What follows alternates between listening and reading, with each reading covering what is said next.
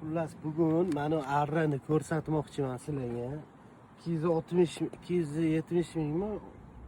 Oldim. $200 desam, kimdir menga $20 deyapti buni. Bo'lishi mumkin emas. $20 ga bunaqa arra bermaydi. Mana cheki mana 270 mingga olgan chekim.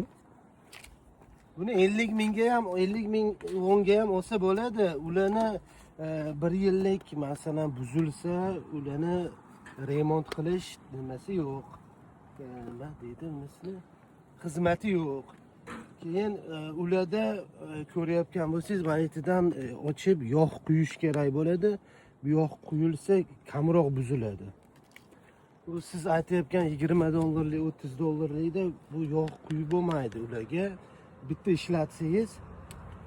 ishlatsangiz bir kunda mana tishlarini, setkasini 3 ta 4 ta almashtirish kerak bo'ladi. Buni 270 mingligi sababi buzilsa ham olib borsam tuzatib beradi 1 yil ichida tekinga. Undan tashqari hamma detallari bor. Shunaqa qarab oling, u adashib bo'lib qolmaydi. Undan tashqari bu qaychi 3 ta batareyasi bilan mana Akira degan firmaniki 3 ta batareykasi bilan bu qaychi 590 ming, 600 ming won dollarda hisoblab olasiz. $400 bo'ladi hozirgi kunda.